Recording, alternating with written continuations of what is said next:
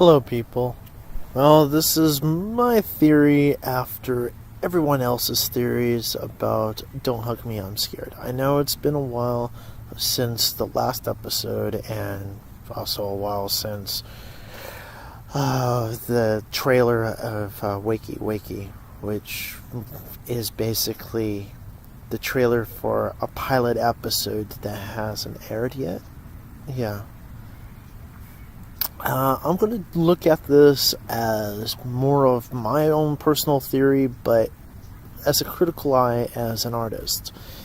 And I see that everybody else's theories to be right and they're wrong at the same time. How I see it as that this, the whole entire series of Don't Hug Me, I'm Scared is nothing more than an art piece.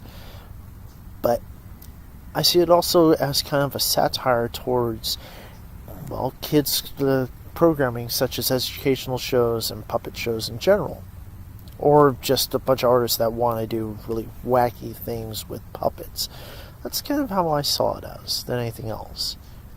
From the first episode, yes, I know that they wanted it as not really a spoof, but to do wacky things, but also to criticize on the point of teaching something ludicrous is trying to teach someone how to be creative.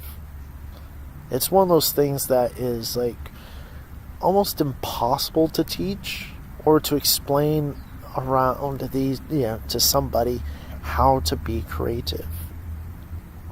It's either you are or you aren't. Very difficult to try to teach creativity to people.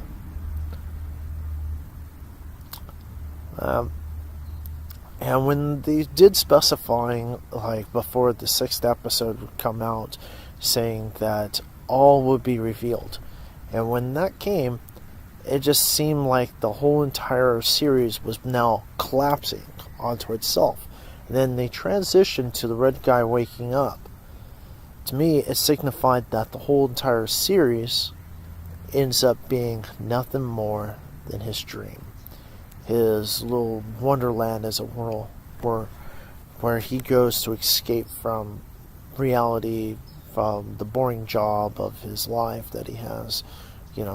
Works in an office, very boring. Everybody is a red guy, and they all talk exactly like him. So I see it as that.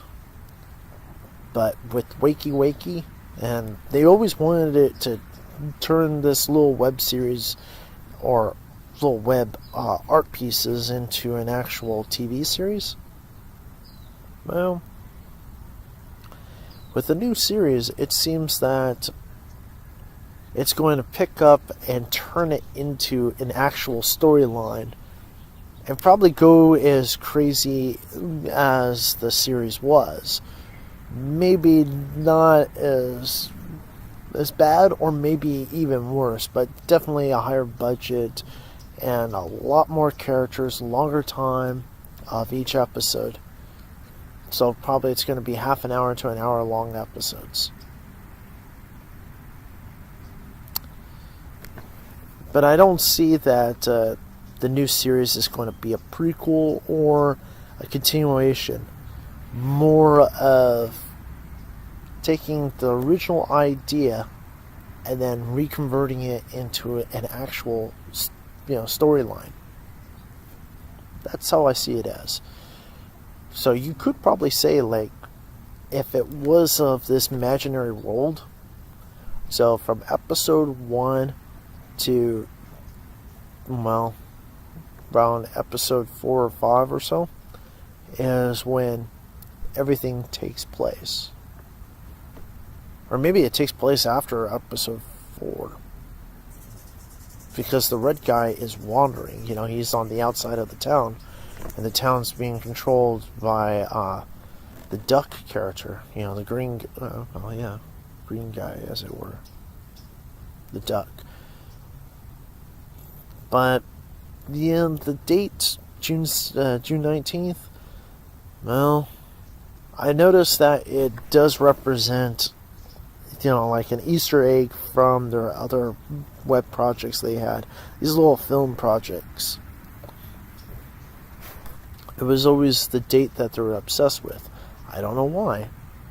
Maybe, well, I know they had characters that it was their birthday. That could be it. I know, represents Father's Day, yes. Yes, I've seen the other videos that talk about that possibility of what the date means, but a lot of what MatPat says, it's wrong. You can look it up, you can Google search it, you can go on Wikipedia, and you can actually check it out. I don't always trust everything that's written on Wikipedia, but you could also do is, get the information straight from the BBC or from the other media services of the dates, and to really find out, But what MatPat says was wrong. That wasn't the date of the Queen's coronation. Wrong year all entirely. Yeah. That's why MatPat is a Yank, not a Brit. Because if he was British, he would be one of the worst British not to know the coronation date of your Queen.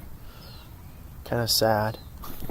Anyways, yeah, I know it's kind of short, but that's how I see it as. I see it as more of an art piece, because I had the same concept even with my own works. I had paintings where people were trying to determine what my painting meant.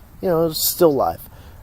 So I picked a person that was in the audience. You tell me what it means. Well, she did. She told me exactly what it means, because I said all the elements right there has a story. And here's all the items, the props. You tell me what the story means to you. Well, she told me of what she saw and what it meant to her. I said, you're absolutely correct for yourself, because every person that sees my paintings will interpret it differently, and they'll be correct for themselves. For what it is for me, no, it's completely different. And you would probably argue with what your opinion is of my artwork versus me, the creator of said painting. And I think the same thing with the Don't Hug Me or I'm Scared series is more as just separate art pieces that people just went complete bonkers for to try to figure out the meaning, and yet they're all right and they're absolutely wrong, because they're right in the sense that that theory will hold up water to themselves. It makes sense to them, but that what it was until that the artist wanted to express, most likely no. But after the sixth one, it seems like now they had was the idea of it changing the original idea from just a silly little art piece to stating the message of growing up and letting go. And that this was just all a damn dream. So, yeah. Till next time, whatever you do, always be awesome. And never give up. Till next time.